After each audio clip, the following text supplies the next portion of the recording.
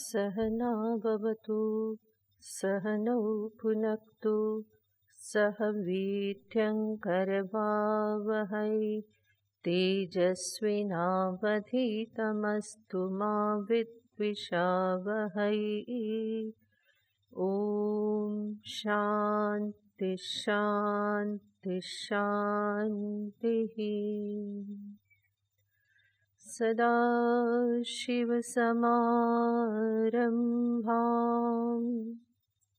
शङ्कराचार्यमध्यमाम् अस्मदाचार्यपर्यन्तां वन्दे गुरुपरम्पराम्।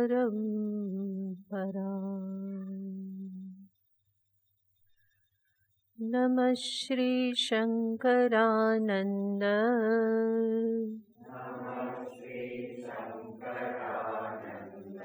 गुरुपादाम्बुजन्मने सविलासमहामोह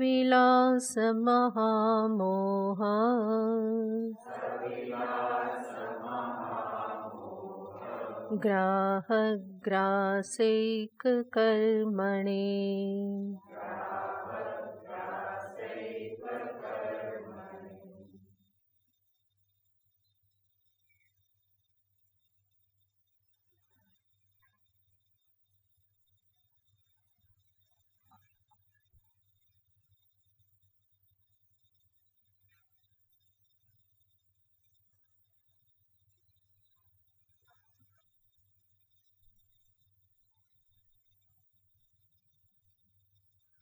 सित्तेरमो श्लोक। भातीति चेत् भातु नाम भूषणं मायिकस्य तत्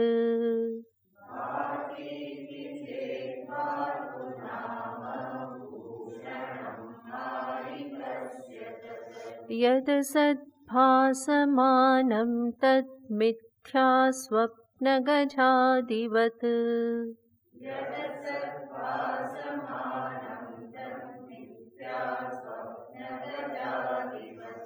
जातिव्यक्ति देहि देहौ गुणद्रव्ये यथा पृथक्।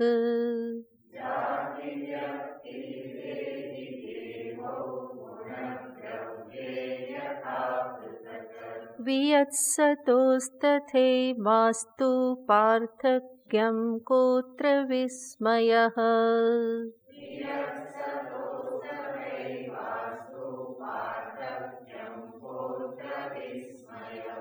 बुद्धोऽपि भेदो नो चित्ते निरूढिं याति चेत्तदा।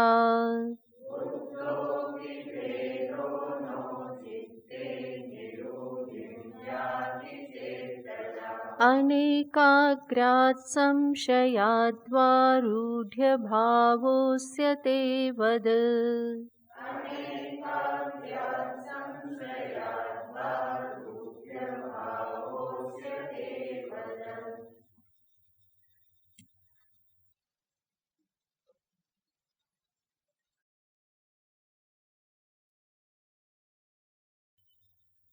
અધ્યાત્મ યાત્રામાં સાધનાનું એક મુખ્ય સ્વરૂપ છે આત્મ અનાત્મ વિવેક. અને આત્મ અનાત્મ વિવેકમાં ચૈતન્ય અને જડ વિવેક પણ આવી જાય, જેમાં અનાત્મ રૂપે દેહાદિ તો છે જ, સાથે સાથે સ્થૂળ પ્રપંચ જે છે એ સમસ્ત પ્રપંચ પણ અનાત્મ રૂપ જ છે. છતાં આચાર્ય અહીંયા પ્રપંચ અને સતબ્રહ્મનો વિવેક કરાવે છે. સીધે સીધું જે આત્મ અનાત્મ વિવેક અને સાક્ષી ચૈતન્ય અને દેહાદિનો વિવેક કરવાને સમર્થ ન હોય એ પ્રારંભ કેવી રીતે કરે કે જડ જગત અને તેના અધિષ્ઠાન સત બ્રહ્મને સામે રાખીને વિવેકનો પ્રારંભ કરે. તો એ હેતુથી વિદ્યારણ્ય મુનિજી અહીંયા પંચભૂત વિવેક કરાવી રહ્યા છે. સમસ્ત પ્રકરણ એના માટે જ એમણે લખેલું છે કે જેથી કરીને અધિષ્ઠાન સદબ્રહ્મ અને અધ્યસ્થ એવા પંચમહાભૂત અને પંચમહાભૂતમાંથી બનેલ સર્વ પાંચભૌતિક જગત આ સર્વનો વિવેક કરવો સંભવ બને. અને પંચમહાભૂતમાં પ્રથમ ભૂત આકાશ છે અને એટલા માટે આકાશને લઈ અને વિસ્તૃત વિવેક કરાવ્યો કે કેવી રીતે સદબ્રહ્મ અને આકાશ બંને જુદા છે.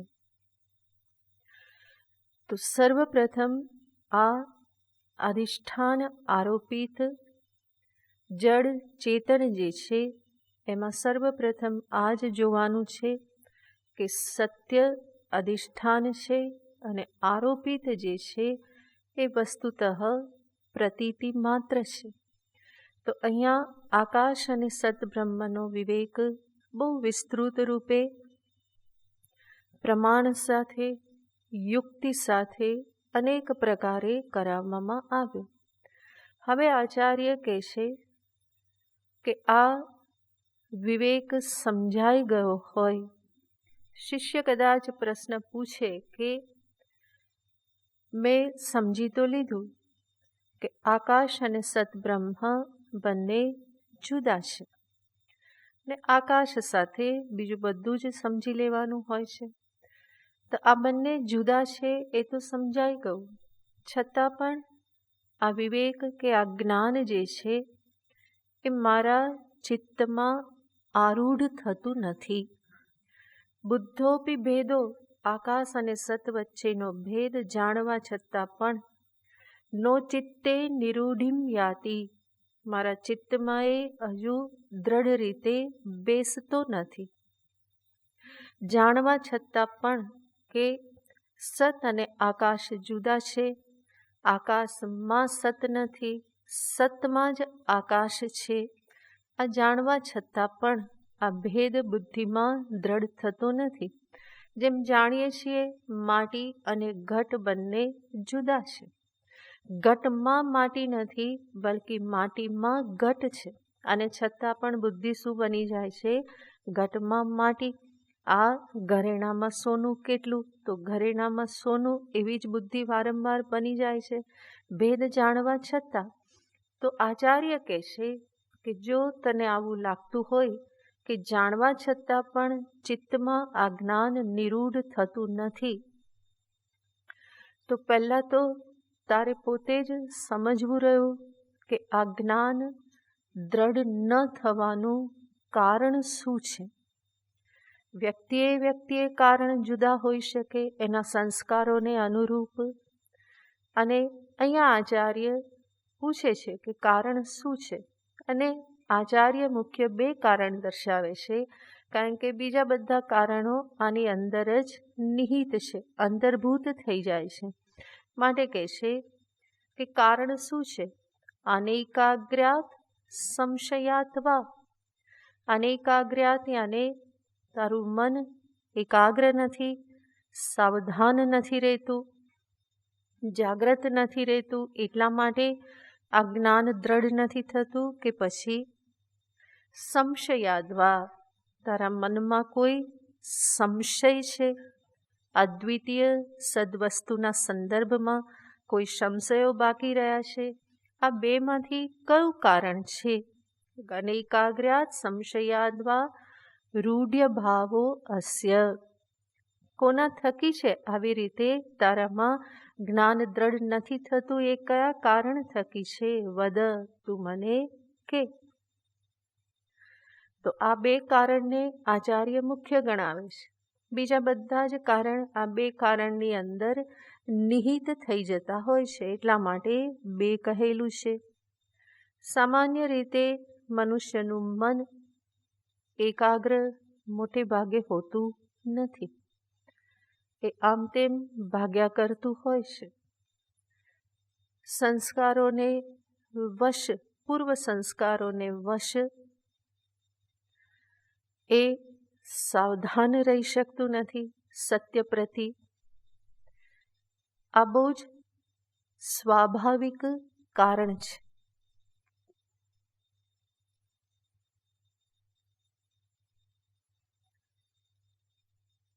અને આવી એકાગ્રતા ન હોવાની પાછળ અનેક કારણો હોઈ શકે. વિષયાસક્તિ, વિપર્યય, દુરાગ્રહ, કુતર્ક, ઘણા કારણો હોઈ શકે. અનેક પ્રકારના વ્યવહારોથી દિવસભર વ્યસ્ત રહેવું,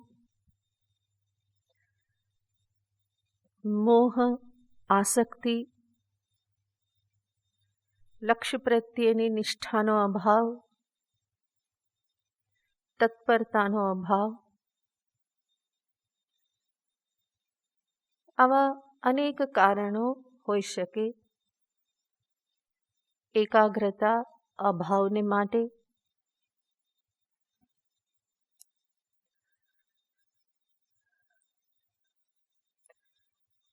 અને એટલા માટે સત્ય જાણવા છતાં પણ, દર્શાવવામાં આવ્યું હોવા છતાં પણ એ સત્યની ઉપેક્ષા થઈ જાય છે.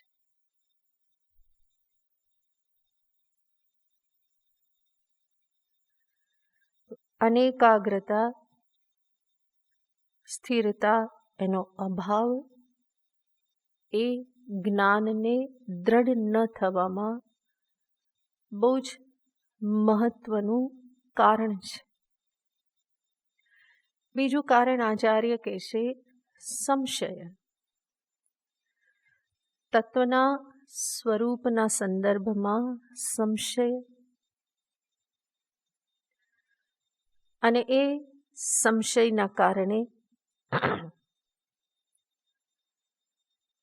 જે જ્ઞાન વિવેક જે કરાવવામાં આવ્યો એ વિવેક બુદ્ધિમાં દ્રઢ થતો નથી. અદ્વિતીય બ્રહ્મતત્વના સંદર્ભમાં સંશય એ બ્રહ્મતત્વમાં સ્થિર નહીં થવા દે. જગતના અનિત્યત્વ, મિથ્યાત્વ સ્વરૂપના સંદર્ભમાં સંશય એ જગત પ્રત્યેની પરાધીનતાથી મુક્ત નથી થવા દેતું. તો આ બંને બાબતો સ્પષ્ટ હોવી જોઈએ. સતબ્રહ્મ જ પરમ સત્ય છે, પરમ સત્તાવાન છે. એના સિવાયનું બીજું બધું જ પરસત્તાથી સત્તામાન હોવાથી મિથ્યા છે. આ નિશ્ચય દ્રઢ થઈ જવો જોઈએ.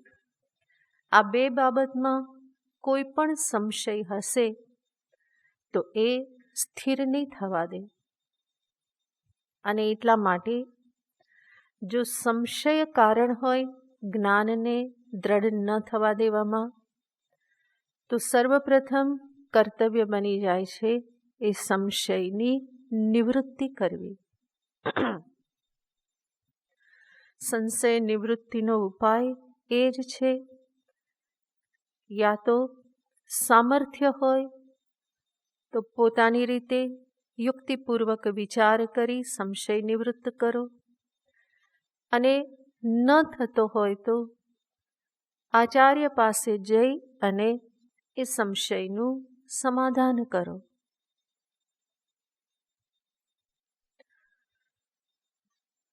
સંશય અનેક પ્રકારે મનમાં ઉત્પન્ન થતા હોય છે, અને એ સર્વ સંશયની નિવૃત્તિ કેવલ શ્રોત્રિય બ્રહ્મનિષ્ઠ આચાર્ય જ કરી શકે છે. કેવલ શ્રોત્રિય શાસ્ત્રજ્ઞ પુરુષ શાસ્ત્રીય સંશયનું સમાધાન કરી શકશે. પણ આ યાત્રામાં આવતા શાસ્ત્ર સિવાયના અનેક સંશય, સાધના વિષયક સંશય, એ સંશયનું નિરાકરણ કેવલ શાસ્ત્રજ્ઞ પુરુષ થકી સંભવ નહીં બને. અને કોઈ બ્રહ્મનિષ્ઠ હશે તો એના પોતાના તો સંશય નિવૃત્ત થઈ જાય છે, પણ એ શ્રોતાના, શિષ્યના સંશય નિવૃત્ત કરવાને માટે સમર્થ નથી હોતા. એટલા માટે શાસ્ત્ર કહેશે, શ્રોત્રિય બ્રહ્મનિષ્ઠ આચાર્ય પાસે વિદ્યાને અર્થે જવું. શ્રોત્રિય હોવાથી શાસ્ત્ર વિષયક સંશય પણ એ સમાધાન કરી શકે છે. બ્રહ્મનિષ્ઠ હોવાથી સાધના વિષયક સંશય જે સાધકના અંતરમાં અનેક પ્રકારે પ્રગટ થતા હોય છે, એનું સમાધાન પણ એ આચાર્ય કરી શકે છે. એટલા માટે જ શ્રોત્રિય બ્રહ્મનિષ્ઠ આચાર્યની અનિવાર્ય આવશ્યકતા આ માર્ગમાં કહેવામાં આવે છે. તો આ બે મુખ્ય કારણ છે, એકાગ્રતાનો અભાવ અને સંશય. જ્ઞાન દ્રઢ ન થવા માટે એના ઉપાયને આચાર્ય આગળ દર્શાવે છે. અપ્રમત્તો ભવ ધ્યાનાદાદ્યેન્યસ્મિન વિવેચનમ.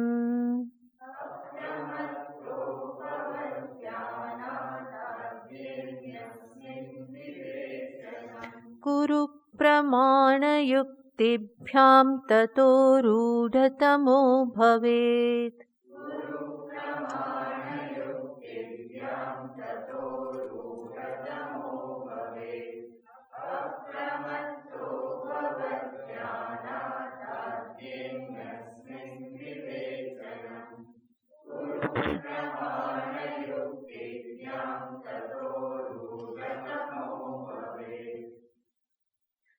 અપ્રમત્તો ભવ ધ્યાનાત આદ્યે. આદ્યે યાને અનેકાગ્રતારૂપ પ્રતિબંધ હોય. મન એકાગ્ર સ્થિર ન હોય, જેના પરિણામે આ વિવેક અંતરમાં દ્રઢતાથી ઉતરતો ન હોય, તો ઉપાય શું? આચાર્ય કહેશે, અપ્રમત્તો ભવ, અપ્રમાદી બનો. કારણ કે અનેકાગ્રતા એ એક પ્રકારે પ્રમાદ જ છે. મન એકાગ્ર ન થાય એમાં એક પ્રકારે કારણ પ્રમાદ જ છે. ધ્યાન નથી આપતા, જેવું છે એવું ચાલવા દઈએ છીએ અને પરિણામે મનને છૂટો દોર મળી જાય છે. તો આચાર્ય કહેશે, અપ્રમત્તો ભવ, અપ્રમાદી બનો. કેવી રીતે? ધ્યાનાત, ધ્યાનથી. સાવધાન મના રહેવાનું શીખો. અસાવધાનીપૂર્વક જીવન જીવવાની એક આદત પડી ગઈ છે. અને અધ્યાત્મ જીવનમાં તો ખાસ. વ્યવહારિક જીવન, ભૌતિક જીવનમાં તો ઘણા સાવધાન રહે છે લોકો. પોતાના લાભ નુકસાનનો વિચાર કરી અને ઘણા સાવધાન રહે છે. પરંતુ આધ્યાત્મિક યાત્રા જે છે એમાં બહુ મોટી વિટંબણા આ જ છે. શરૂઆતમાં સાધક બહુ ઉત્સાહી હોય, બહુ પ્રયત્ન કરતો હોય, ઘણું બધું કરવા માટે તૈયાર હોય. અમુક સમય જાય પછી બધું કેવું થઈ જાય? ઢીલું પડી જતું હોય છે. લાગે કે બરાબર છે, આવું તો છે, આવું તો કરવાનું છે, કરીશું, પછી કરીશું, પછી કરીશું, આટલું થઈ જાય પછી કરીશું. તો અધ્યાત્મ યાત્રામાં અસાવધાની એ જાણે કે ઘર કરી ગયેલી છે. વિશેષ વિચાર થતો નથી. તો આચાર્ય કહેશે કે અપ્રમત્ત બનો, ધ્યાનાર્થ સજાગતાપૂર્વક જીવવાનું શીખો. પ્રમાદ એ જ અનવધાનતા છે. અવધાન યાને ધ્યાન આપવું, સજાગ રહેવું, સાવધાન રહેવું. અનવધાનતા યાને ધ્યાન ન આપવું. તો પ્રમાદો અનવધાનતા. પ્રમાદ યાને શું છે? અનવધાનતા છે.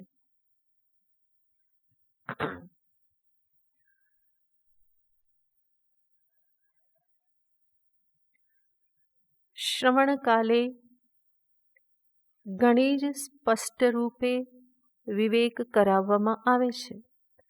સત્યનું દર્શન કરાવવામાં આવે છે. બુદ્ધિમાં ઉતારવામાં આવે છે. આ બધું જ થઈ જાય છે. છતાં પણ શ્રવણ સિવાયના સમયમાં સાવધાનીપૂર્વક એ સત્યનું સ્મરણ કરવાનો પ્રયત્ન થતો નથી. અને પરિણામે જે સંસ્કાર દ્રઢ થવા જોઈએ એ સંસ્કાર દ્રઢ થતા નથી. કલાક 2 કલાક શ્રવણ કરે પણ બાકીનો સમય તો બધો એના વગર જ જતો હોય છે, વ્યવહારમાં જતો હોય છે. અને વ્યવહારમાં એ સાવધાન રહેતો નથી. વેદાંત અભ્યાસની આ જ તો કઠિનતા છે કે અહીંયા કેવલ ધ્યાન કાલે જ ધ્યાન કરવાનું હોતું નથી, પરંતુ ધ્યાન સિવાયના સમયે પણ ધ્યાન રાખવાનું હોય છે. ધ્યાન કાલે ધ્યાન કરો, ધ્યાન સિવાયના સમયે વ્યવહાર કાલે ધ્યાન રાખો. તો ધ્યાન તો નિરંતર કરવાનું છે, સદા કરવાનું છે. અને એટલા માટે જ જે પણ સત્ય સમજાય એને ફરી ફરી વ્યવહાર કાલે પણ સ્મરણ કરવું પડે છે. નહીં તો વ્યવહાર તો દ્વૈત સત્યત્વ બુદ્ધિપૂર્વક જ થાય છે. અનાત્મામાં પણ સત્યત્વ બુદ્ધિપૂર્વક જ વ્યવહાર થાય છે. અને એ તો પૂરા વિપરીત સંસ્કાર છે. જ્ઞાન સંસ્કારથી તદ્દન વિપરીત છે.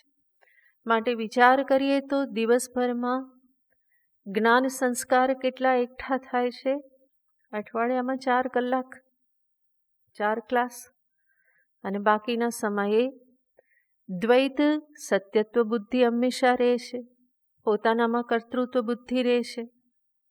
ફરી ફરીને એ જ અભ્યાસ થાય છે કે આ બંગડીમાં સોનું કેટલું, આ હારમાં સોનું કેટલું.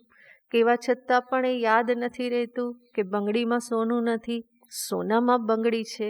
અને મહત્વ સોનાનું છે, નામરૂપનું નથી. પણ આ બધા સંસ્કાર પછી રહેતા નથી. માટે વર્ષો સુધી પ્રયત્ન કરવા છતાં પણ વિપરીત સંસ્કારનું કલેક્શન વધારે હોવાથી સત્સંગ એટલો પ્રભાવ પાડી શકતો નથી. એ અનાત્મામાંથી મહત્વ બુદ્ધિ નિવૃત્ત થતી નથી. મન એકાગ્રતાપૂર્વક એ સત્યનું દર્શન કરવાને માટે પ્રવૃત્ત થતું નથી. તો આચાર્ય કહેશે કે ધ્યાનાત અપ્રમત્તો ભવ. ધ્યાનપૂર્વક જીવતા શીખો, એવી રીતે જ અપ્રમાદી બનો. જ્ઞાન દ્રઢ થયું તો પછી વ્યવહાર એટલો વચ્ચે આવતો નથી. પણ જ્યાં સુધી દ્રઢ નથી થયું તો વ્યવહાર જે છે એ ઘણું બધું ધોઈ નાખે છે. જેવી રીતે કોઈ વ્યક્તિ જે સાયકલ શીખે છે તો એને ધ્યાન રાખવું પડે છે. સાયકલ ચલાવતા શીખી ગયો દ્રઢતાથી, પછી એ સાયકલ ચલાવતા ચલાવતા વાતો પણ કરે છે, હેન્ડલ પણ છોડી દે છે, મજેથી ગીત ગાતો ગાતો સાયકલ ચલાવી દે છે. તો એ સાયકલ ચલાવવી એના માટે કેવું થઈ ગયું છે? એ સંસ્કાર દ્રઢ થઈ ગયા છે. એ હંમેશા બની રહે છે. એના સાથે બીજા વ્યવહાર પણ થઈ જાય છે. સાયકલ ચલાવવાનું, ગીત ગાવાનું, હેન્ડલ છોડીને એને એન્જોય કરવાનું, વાતો કરવાનું, આ બધું જ થઈ જાય છે. કારણ કે પેલું દ્રઢ થઈ ગયું છે. પણ જેને હજુ સાયકલ ચલાવતા આવડી નથી, અભ્યાસ કરે છે અને એ હેન્ડલ છોડી દે તો સીધો હોસ્પિટલ ભેગો થાય, હાડકાં ભાંગે. તો એના માટે આવશ્યક છે કે એ સાવધાન બની અને આ સંસ્કારને અભ્યાસ થકી એકઠા કરે, ત્યારે એ સાયકલ દ્રઢતાથી ચલાવતા શીખે. એવી જ રીતે અધ્યાત્મ જગતમાં પણ છે. જ્યાં સુધી આ વિવેકની દ્રઢતા નથી થતી ત્યાં સુધી મહેનત કરવી પડે છે, અભ્યાસ કરવો પડે છે, ફરી ફરીને એ સત્ય દર્શનને જોવાનો પ્રયત્ન કરવો પડે છે. નહીં તો એ સંસ્કાર દ્રઢ થતા નથી અને બીજા સંસ્કારથી એ વારંવાર ધોવાઈ જાય છે. એટલા માટે સાવધાન મના રહી ફરી ફરીને એ સત્તત્વ, અદ્વિતીય તત્વનું ફરી ફરીને સ્મરણ કરવું પડે. જેટલા જેટલા પદાર્થ જણાય વ્યવહારમાં સ્મરણ કરો, આની પાછળ જે સત જે છે એ જ સત્ય છે. જેટલા પદાર્થોના સંપર્કમાં આવો, વિચાર કરી લો કે આમાં સત જ સત્ય છે. બ્રહ્મ સત્તાથી આ સત્તાવાન છે, નામરૂપ મિથ્યા છે. તો આ વિવેક જે છે એ દિવસભરનું કામ છે. નહીં કે 5 મિનિટ બેસીને કરી લીધું કે હું દેહ નથી, ઇન્દ્રિય નથી, મન નથી, બુદ્ધિ નથી, પછી શું, પછી દબાગ, કંઈ નહીં. એવી રીતનો વિવેક કરવાથી કામ નથી ચાલતું. એટલા માટે જ શરૂઆતમાં જોયું કે ધ્યાન કાલે તો ધ્યાન કરવાનું જ છે, ધ્યાન સિવાયના કાલે પણ ધ્યાન સતત રાખવાનું છે. કોના તરફ ધ્યાન રાખવાનું છે? એ સત અદ્વિતીય બ્રહ્મ તરફ. તો આ રીતે આચાર્ય અહીંયા કહેશે કે મનને આ એકાગ્રતાનો અભ્યાસ કરાવવો પડે. અને એકાગ્રતા હોય, મન સત્તત્વને જોવામાં સ્થિર ન થતું હોય તો એ મનને આદત પાડવી પડે. અને આ આદતને માટે એને વધારે ને વધારે દ્રઢ કરવાને માટે અધ્યાત્મ જગતમાં સંતો કહેશે કે શરૂઆતમાં સાધકે વ્યવહાર સંકોચ પૂર્વક આ અભ્યાસ કરવો પડે.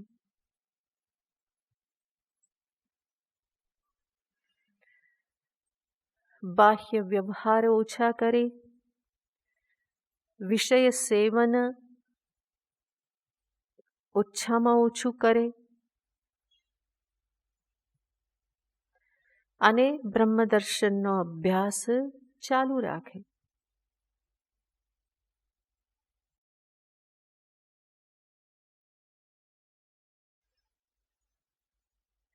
આ વ્યવહાર સંકોચાર્થે જ ફરી ફરીને શાસ્ત્રમાં કહેવામાં આવે છે કે સંન્યસ્ત જીવન એ સૌથી અનુકૂળ જીવન પદ્ધતિ છે જ્ઞાનાભ્યાસ કરવાને માટે.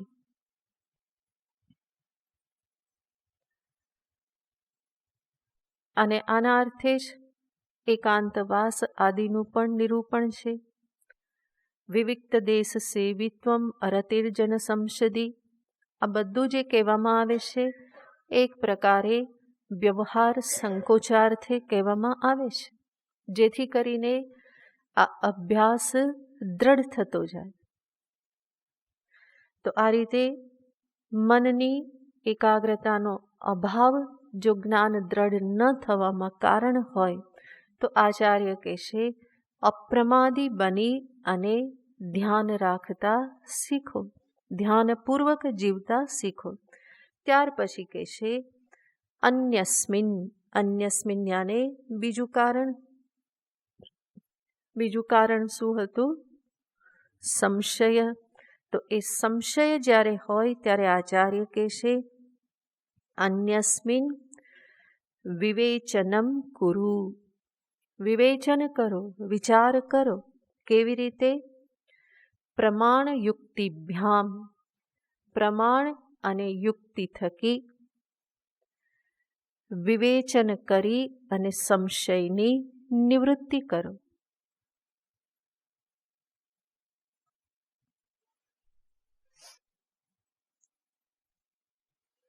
તો સંશય નિવૃત્તિનો આ જ ઉપાય છે. વિચાર, વિવેચનમ. પછી એ આચાર્ય પાસે કરો કે સ્વયં શાંતિથી બેસી અને વિચાર કરી સંશયનું નિરાકરણ કરો. તો એ જ ઉપાય છે. પણ સંશય નિવૃત્ત થવા જ જોઈએ. સંશયગ્રસ્ત અવસ્થામાં ક્યારેય પણ વ્યક્તિ સ્થિર થઈ શકે નહીં. એનું જ્ઞાન પણ સ્થિર થઈ શકે નહીં.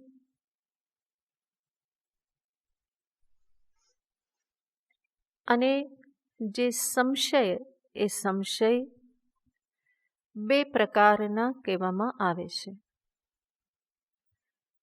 એક તો પ્રમાણગત સંશય અને બીજું છે પ્રમેયગત સંશય.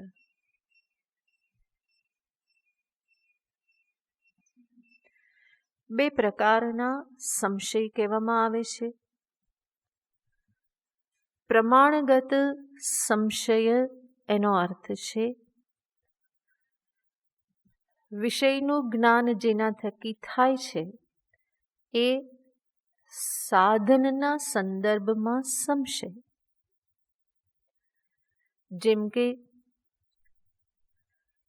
મને વાંચવામાં તકલીફ પડે, અક્ષરોનું યથાર્થ જ્ઞાન થતું નથી, ત્યારે સર્વપ્રથમ આપણે શું કરીએ?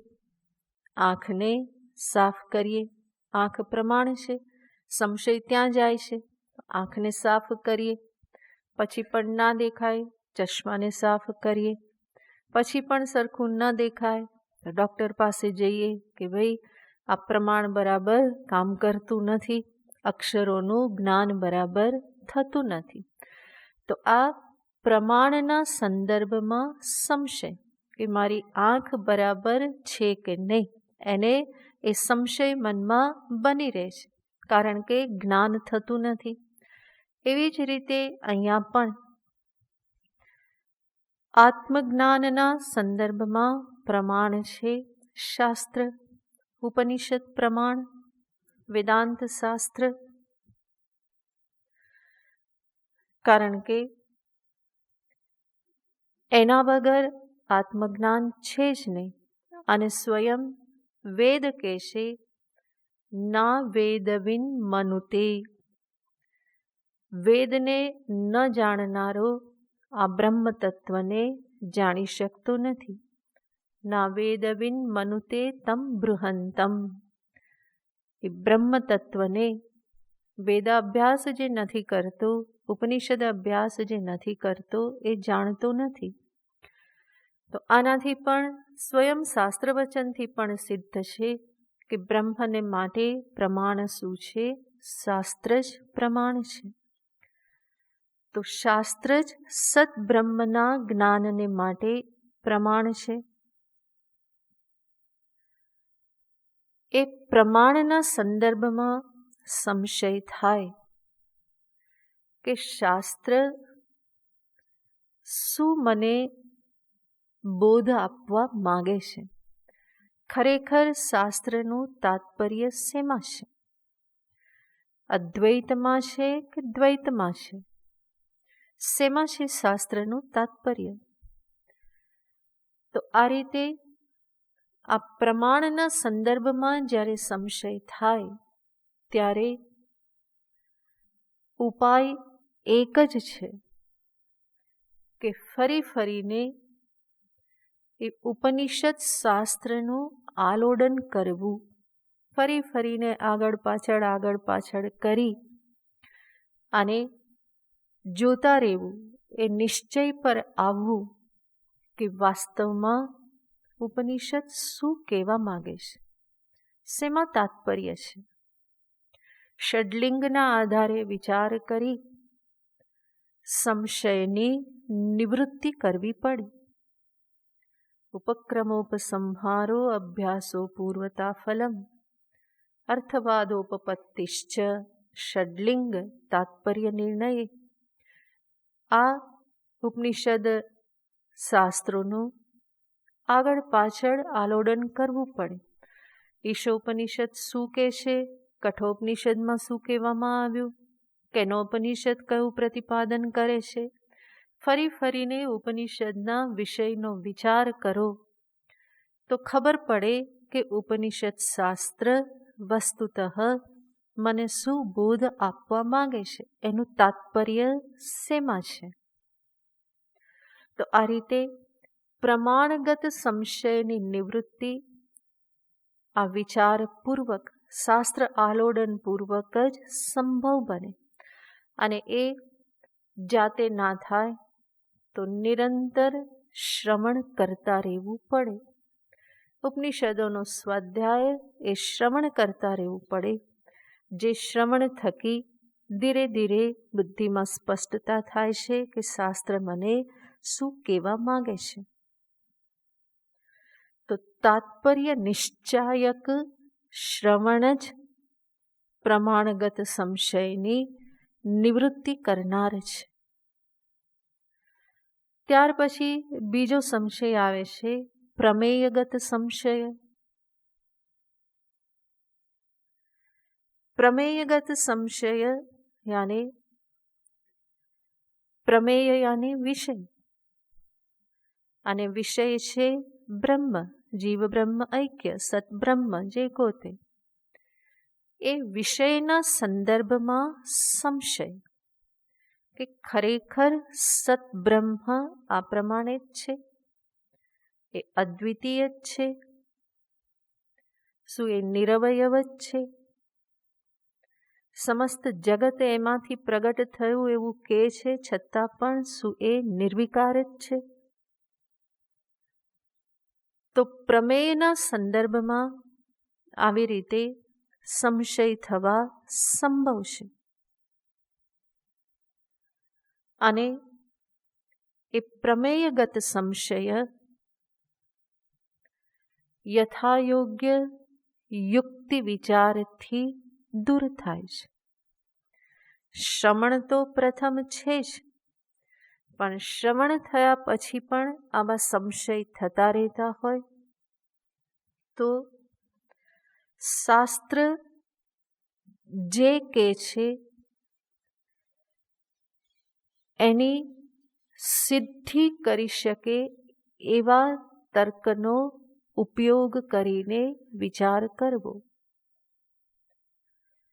પરિષ્કૃત તર્કનો આધાર લઈ અને વિચાર કરવામાં આવે તો આ સંશયની નિવૃત્તિ થાય છે. અહીંયા એ જ ધ્યાન રાખવાનું છે, તર્ક્યતામ માં કુતર્ક્યતામ.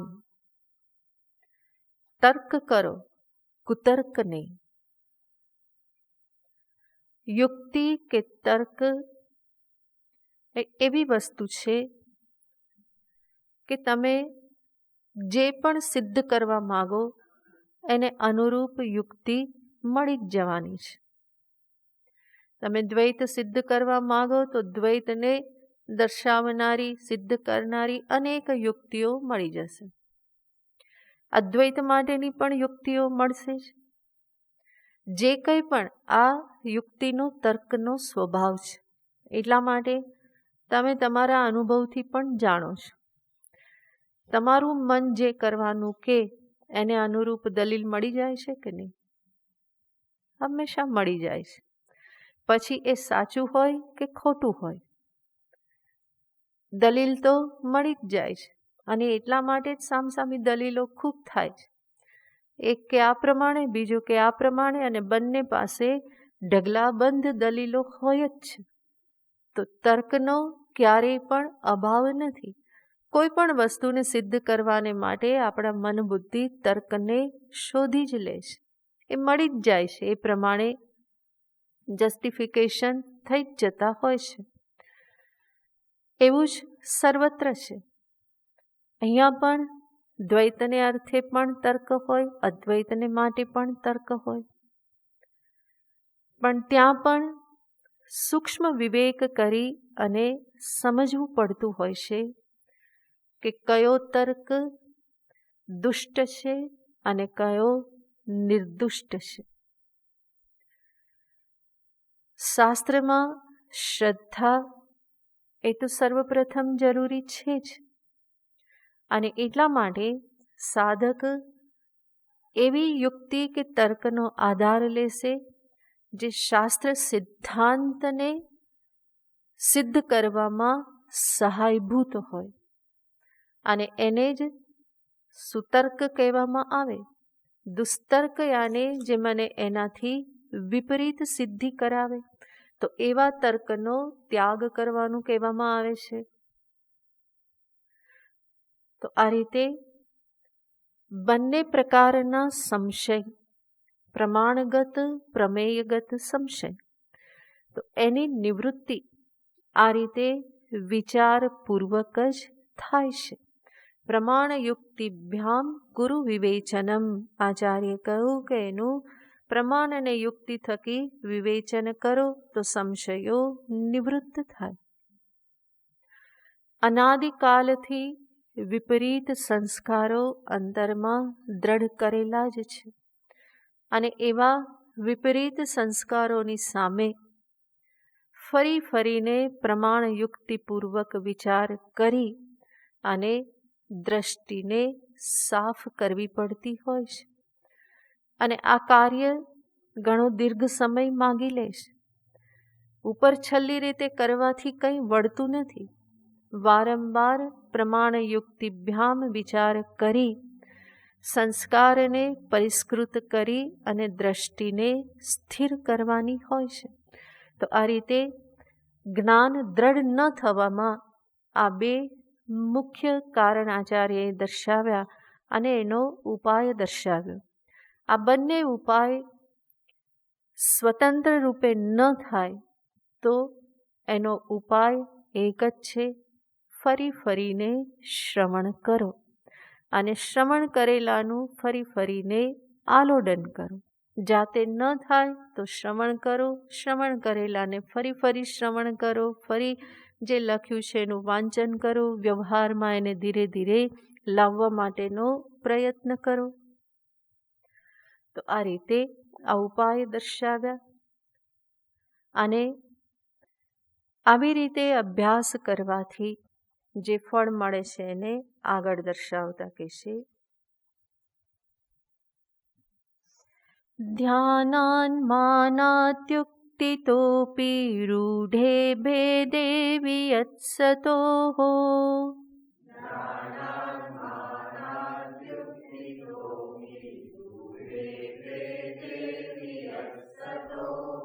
ન કદાચિત પિયત સત્યમ સદ્વસ્તુચ્છિદ્રમન્ન ચ.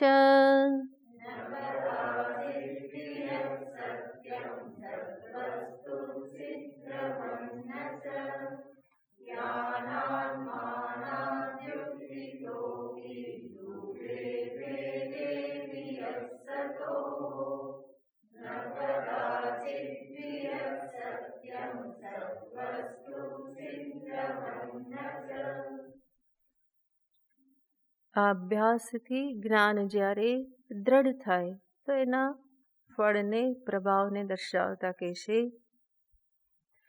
ધ્યાનાન માનાત યુક્તિતોપી. ધ્યાન, પ્રમાણ અને યુક્તિ, આ ત્રણ દર્શાવવામાં આવ્યા. સર્વપ્રથમ કહ્યું અપ્રમત્તો ભવ ધ્યાનાત.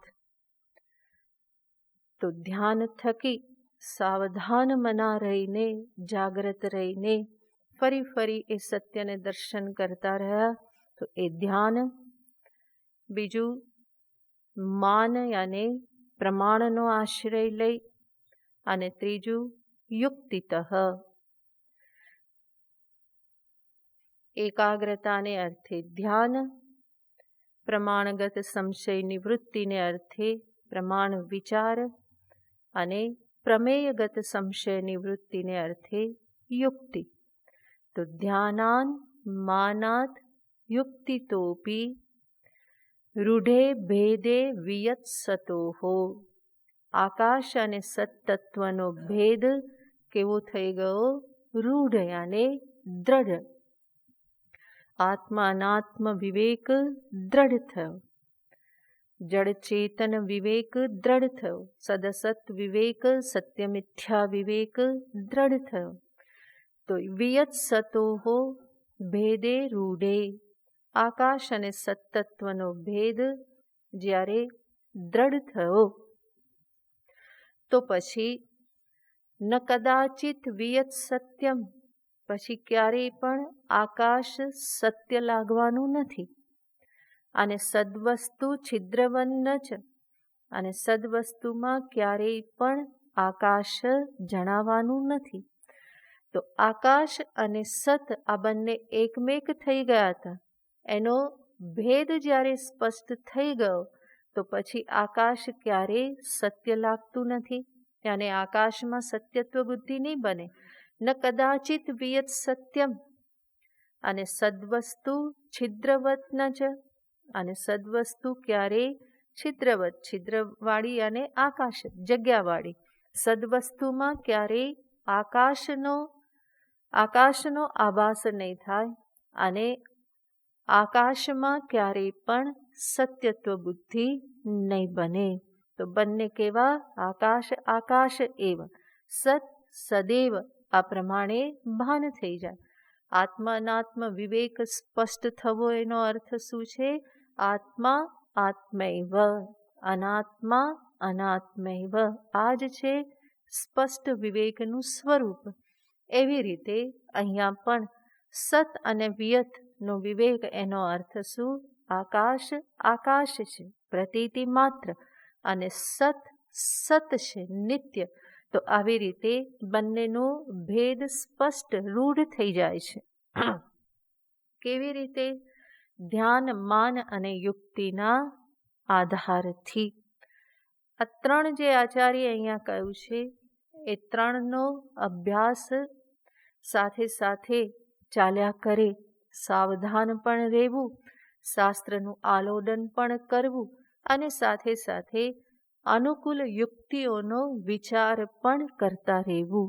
તો ત્રણેય સાધનનો અભ્યાસ એક સાથે ચાલે ત્યારે આ વિવેક દ્રઢ થાય છે. તો આ રીતે આચાર્ય અહીંયા દર્શાવ્યું કે આ અભ્યાસનું ફળ મળે તો કેવી રીતનો આ નિશ્ચય દ્રઢ થઈ જાય છે.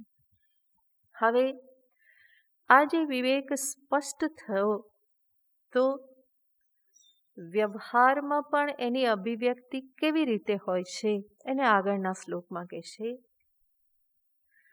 જ્ઞસ્ય ભાતિ સદા વ્યોમ નિસ્તત્વોલ્લેખપૂર્વકમ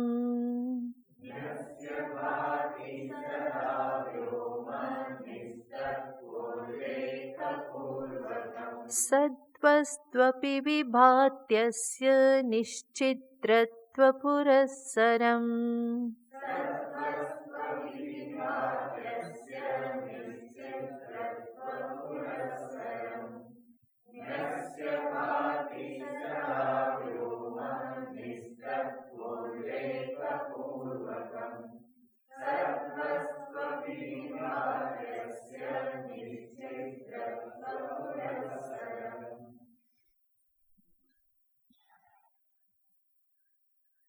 જ્ઞસ્ય, જ્ઞઃ યાને જ્ઞાની.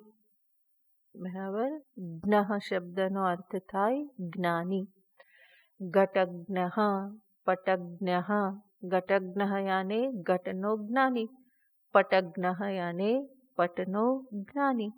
અહીંયા ખાલી જ્ઞઃ શબ્દ છે. જ્ઞઃ યાને જાણનાર, આ વિવેકને જાણનાર, આ સત અને આકાશના ભેદને સ્પષ્ટતયા જેણે જાણી લીધેલ છે, અને જે જ્ઞાન જેની બુદ્ધિમાં રૂઢ થઈ ગયું, દ્રઢ થઈ ગયું છે, તો એને જ્ઞસ્ય ભાતિ સદા વ્યોમ નિસ્તત્વોલ્લેખપૂર્વકમ. આ જ્ઞાનીને, વિવેકીને ભાતિ વ્યોમ, એને આકાશ જણાય છે. અને ત્યારે આકાશ કેવી રીતે જણાય છે? સદા નિસ્તત્વોલ્લેખપૂર્વકમ. હંમેશા એને આકાશનું ભાન કેવી રીતે થાય છે? તો કે આકાશની નિસ્તત્વતાની સાથે.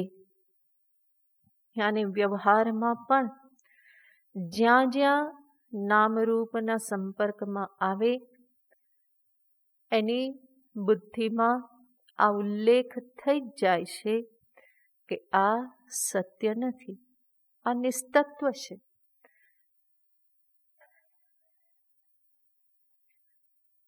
એનું પોતાનું કોઈ સ્વતંત્ર નિજી સ્વરૂપ છે નહીં. તો જે પણ પદાર્થના સંપર્કમાં આવે, વ્યવહાર કાલે જ્યાં જ્યાં સંપર્ક થાય, સર્વ પદાર્થોના સંદર્ભમાં એની બુદ્ધિમાં ભાન, ઉલ્લેખ શું થતો રહે છે? નિસ્તત્વોલ્લેખ. યાને આ અસાર છે, સ્વરૂપથી એ નિસ્તત્વ છે, મિથ્યા છે, પ્રતીતિ માત્ર છે. આ પ્રકારનો ઉલ્લેખ સદા થતો રહેશે. અને ઉલ્લેખ પણ કેવો? પ્રયત્ન વગર. અભ્યાસ એટલો દ્રઢ થયેલો છે, એ સંસ્કાર એટલા બધા દ્રઢ થયેલા છે કે પ્રત્યેક નામરૂપના સંદર્ભમાં આ બુદ્ધિ દ્રઢ થઈ ગઈ છે કે એ બધા કેવા છે? પ્રતીતિ માત્ર છે, નિસ્તત્વ છે. તો આ નિસ્તત્વતાનો ઉલ્લેખ એની બુદ્ધિમાં હંમેશા થાય છે. એનું સ્મરણ હંમેશા રહેશે કે આ નિસ્તત્વ છે, આરોપિત માત્ર છે. તો માટે કહ્યું સદા નિસ્તત્વોલ્લેખપૂર્વકમ વ્યોમ ભાતિ જ્ઞસ્ય. આ વિવેકીને આકાશનું ભાન હંમેશા કેવી રીતે થાય છે? આકાશ છે, આ ભાન થાય છે. તો એમાં એ એવું સમજતો તો પહેલા શું કે આકાશની સત્તા છે, આવું સમજતો હતો. પણ વિવેકના પરિપાકે હવે ઉલ્લેખ કેવો થશે? આકાશ કેવું છે? નિસ્તત્વ છે.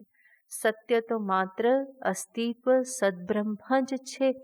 તો આ રીતે આકાશના નિસ્તત્વોલ્લેખપૂર્વક એને આકાશનું ભાન થાય છે. આપણી ભાષામાં કહીએ તો નામરૂપના મિથ્યાત્વ સહિત એને એનું ભાન થાય છે. પહેલા સત્યત્વ સાથે ભાન થતું હતું. હવે જ્ઞાન વિવેક દ્રઢ થયા પછી ભાન કેવું થાય છે? એના મિથ્યાત્વ સ્વરૂપના ઉલ્લેખપૂર્વક એનું ભાન થાય છે. એટલું જ નહીં, સદ્વસ્ત્વપી વિભાતિ અસ્ય. આ વિવેકીને સદ્વસ્તુનું પણ ભાન થાય છે. અને એ ભાન કેવું? નિશ્છિદ્રત્વ પુરસ્સરમ. સદ્વસ્તુમાં કોઈ છિદ્ર નથી. છિદ્ર અને આકાશનો ઉલ્લેખ છિદ્ર રૂપે થાય છે. તો કે સદ્વસ્તુના સ્વરૂપમાં આકાશ જેવું કંઈ જ નથી. આકાશમાં સ્વતંત્ર સત્તા નથી અને સદ્વસ્તુમાં આકાશ જેવું કંઈ છે નહીં. તો આવી રીતે વ્યવહાર કાલે એને ભાન થતું રહે છે. તો અભ્યાસ એટલો દ્રઢ છે કે જેના પરિણામે હવે કોઈ પણ પ્રયત્ન વગર જગત મિથ્યાત્વ બુદ્ધિ સહજ બની ગઈ અને સત અદ્વિતીય સદબુદ્ધિ પણ સહજ બની ગઈ.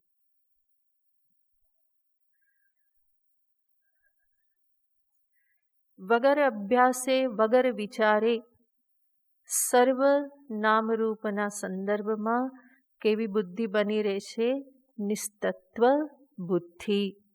અને વગર વિચારે યુક્તિ પ્રમાણ આશ્રય વગર અધિષ્ઠાન સત બ્રહ્મમાં કેવી બુદ્ધિ બની રહેશે?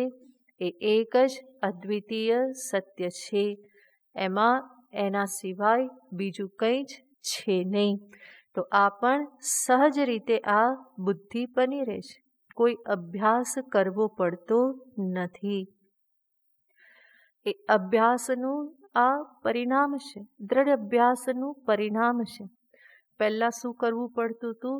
નામરૂપને હટાવવા પડતા હતા. વારંવાર વિચાર કરીને કે વસ્તુતઃ આ માટી સિવાય બીજું કંઈ છે નહીં, સુવર્ણ સિવાય બીજું કંઈ છે નહીં. ફરી પાછા આવી જાય, ફરી સત્યત્વ બુદ્ધિ ફરે, ફરી એમાં મિથ્યાત્વ બુદ્ધિ કરો.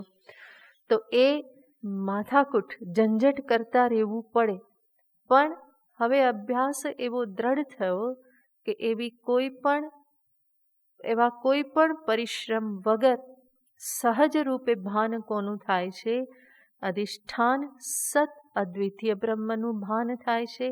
અને નામરૂપનો નિષેધ બુદ્ધિ આપોઆપ જ કરતી રહેશે, કોઈ પ્રયત્ન કરવો પડતો નથી. તો આ દ્રઢ અભ્યાસનું પરિણામ છે.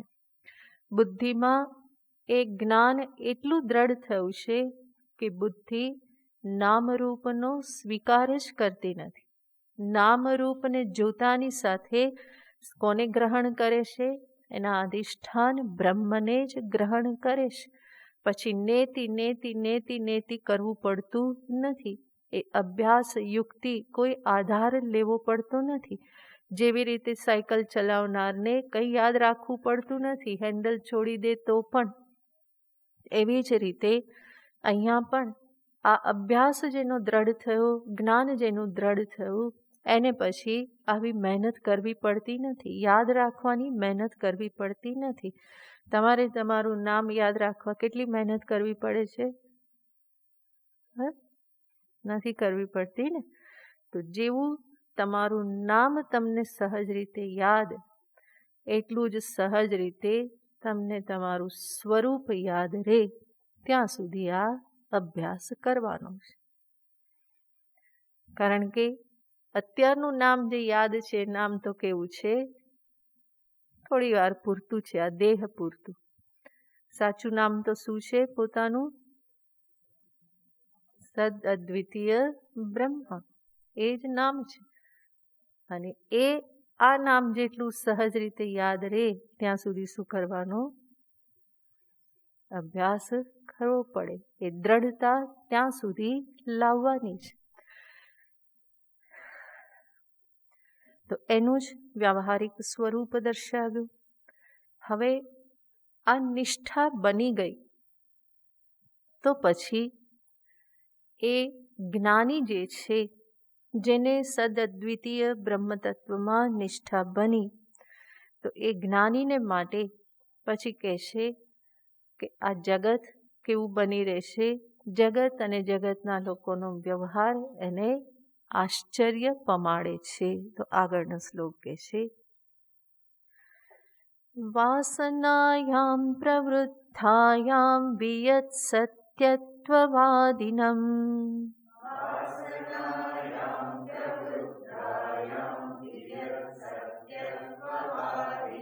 સન્માત્રા બોધયુક્તં ચ દૃષ્ટ્વા વિસ્મયતે બુધઃ.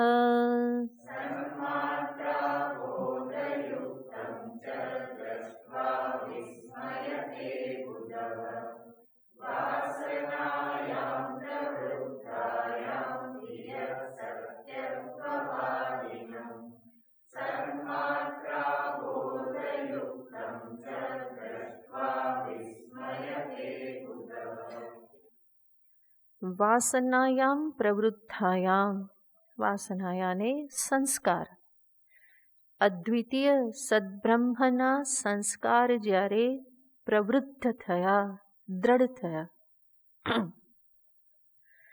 વિયત સત્યત્વવાદિનમ, વિયત સત્યત્વવાદિનમ.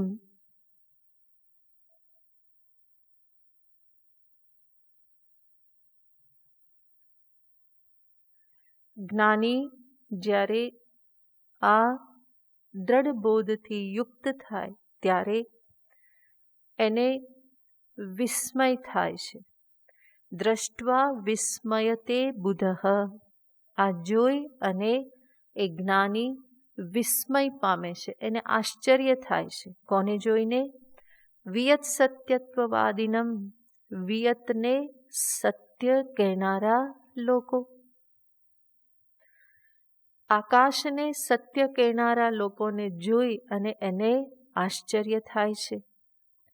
આકાશને યાને બધું જ ગણી લેવાનું. જગતને સત્ય કહેનારા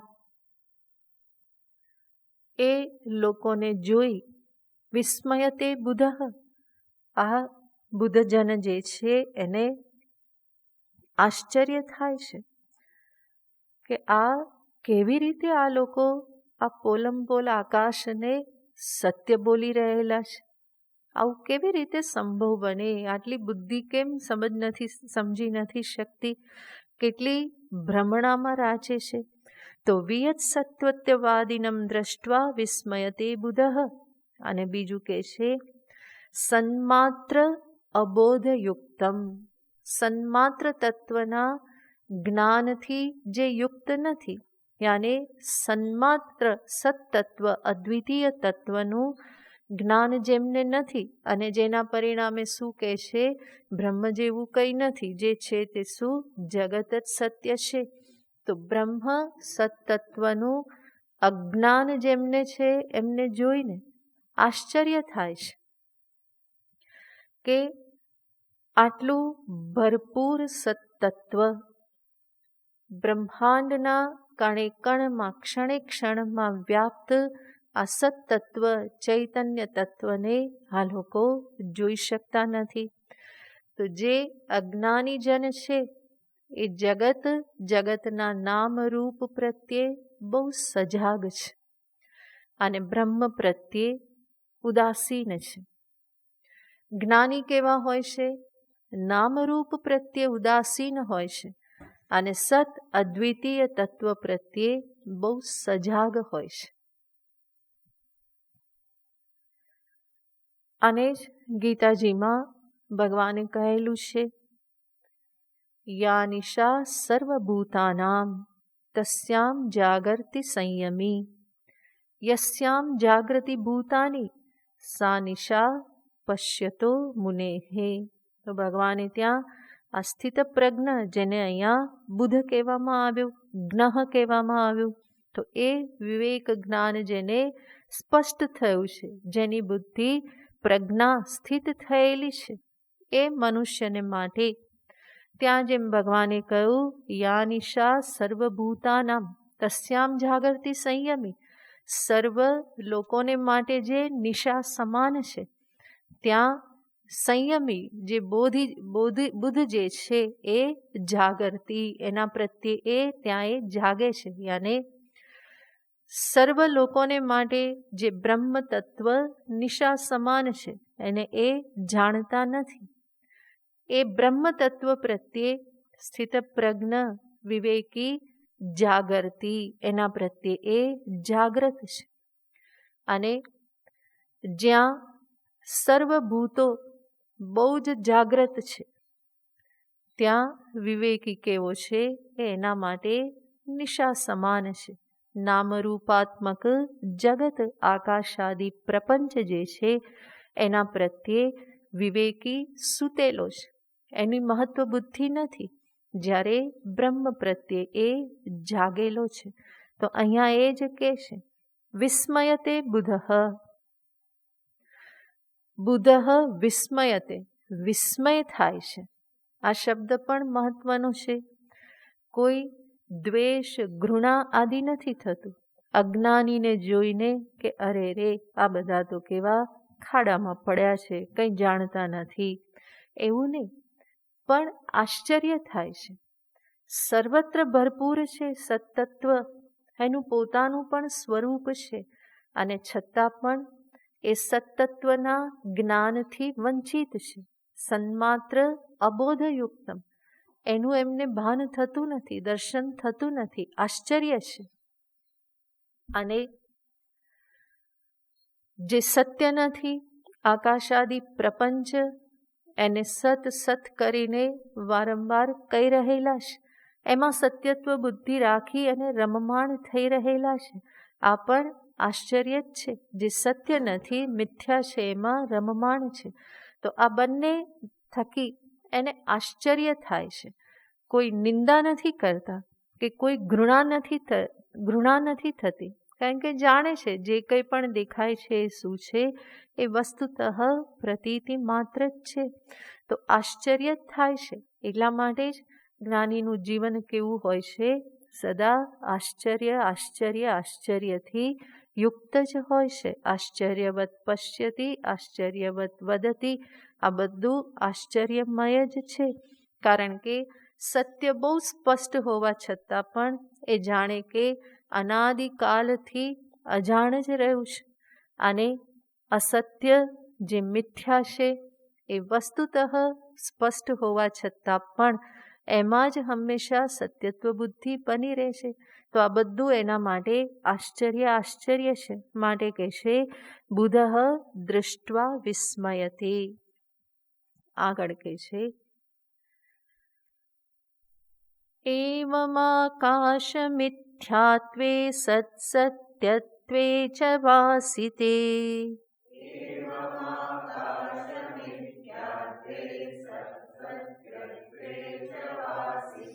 ન્યાયેનાનેન વાયવાદે સદ્વસ્તુ પ્રવિવેચ્યતામ.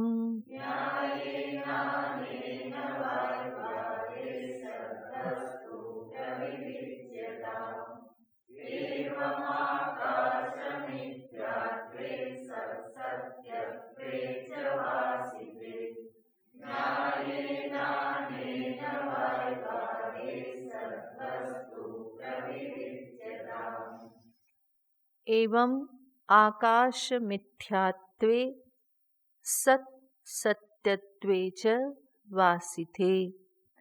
આ રીતે આકાશનું મિથ્યાત્વ અને સતનું સત્યત્વ જ્યારે દ્રઢ થઈ જાય, વારંવાર જે વિચાર યુક્તિ પ્રમાણ આદિ દર્શાવ્યા એના આધારે સત્તત્વનું સત્યત્વ અને આકાશનું મિથ્યાત્વ દ્રઢ થઈ જાય, તો પછી અનેન ન્યાયેન, આ જ ન્યાયથી, આ જ યુક્તિ પ્રમાણ વિચારથી વાયવા દેહે સદવસ્તુ પ્રવિવિચ્યતામ. આકાશમાં દ્રઢ થયું તો પછી એ જ વિવેક, એ યુક્તિ પ્રમાણ, એ સર્વનો આધાર લઈ ધ્યાન માન અને યુક્તિ, ધ્યાન માન અને યુક્તિ, આ સર્વનો આધાર લઈ સર્વપ્રથમ વિવેક કરવાનો છે. જે આગળ આચાર્યએ આકાશ અને સતનો વિવેક કરાવ્યો, એવી રીતે વાયુ અને સતનો વિવેક કરવો. અને એ વિવેકને દ્રઢ કરવાને અર્થે ધ્યાન માન અને યુક્તિનો સહારો લેવો. તો એવી રીતે વાયુનું પણ મિથ્યાત્વ અને સતનું સત્યત્વ નિર્ધાર કરવું. વાયુનું થઈ જાય પછી અગ્નિ, સત્તત્વ અને અગ્નિનો વિચાર કરવો. ત્યાર પછી સત્તત્વ અને જલનો વિચાર કરવો.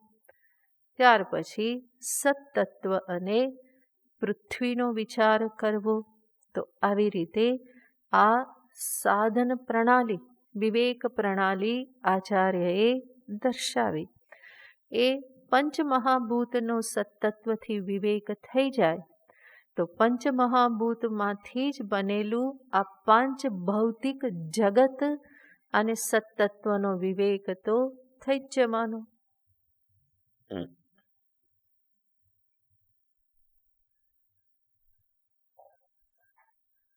પણ એ કરવું પડે. અહીંયા ખાલી માથું હલાવી દેશો તો નહીં ચાલે. એ ઘરે બેસીને ફરી એ હોમવર્ક કરવું પડે. જેવી રીતે આકાશ અને સતને અલગ બતાવ્યા, એ સર્વને પંચદશી ખોલીને બેસો, એક એક શ્લોકમાં શું કહેવામાં આવ્યું, એ જ બધું જે આકાશમાં કહેવામાં આવ્યું એને જ વાયુમાં અને સદબ્રહ્મમાં લગાવો. એ વિવેકને દ્રઢ કરો, કેવી રીતે એ ભિન્ન છે, અને પછી અભ્યાસ કરો. ધ્યાનાત માનાત યુક્તિતઃ. એ કાર્ય થયું, ફરી શાંતિથી બેસો. એવી જ રીતે અગ્નિ અને સત્તત્વનો વિવેક, એને પણ વિચાર કરો, બરાબર આલોડન કરો, એ વિવેક થાય. ફરી એનો અભ્યાસ થાય, ફરી જલ સાથે, ફરી પૃથ્વી સાથે. કેટલું બધું હોમવર્ક છે ને. તો આની પાછળ સમય આપવો પડે. તો આચાર્યએ તો એક દિશા બતાવી દીધી. આકાશરૂપી મહાભૂતનો સત્તત્વથી વિવેક કરાવી દીધો. હવે બાકીના 4 કેવી રીતે કરવાના, જાતે અભ્યાસ કરવાનો. પરિપાટી બતાવી દીધી, માર્ગ બતાવી દીધો કે આવી રીતે કરો. તો આ હોમવર્ક છે કે આ રીતે પંચમહાભૂતનો વિવેક કરવો. આચાર્ય સંક્ષેપમાં તો વિવેક કરાવે જ છે. હંમેશા દયાળુ હોય છે, કૃપાળુ હોય છે, અને જાણતા પણ હોય છે કે સાંભળનારા કંઈ એટલું બધું કરવાના નહીં. એટલા માટે એક વખત થોડું ઘણું બતાવી દે તો ફરી આગળ ગાડી ઈશ્વર કૃપાથી કદાચ ચાલી જાય તો વિવેક થઈ જાય. એટલા માટે બહુ સંક્ષેપમાં હવે વાયુ આદિનો વિવેક આચાર્ય દર્શાવશે, જેને પછી જોઈશું.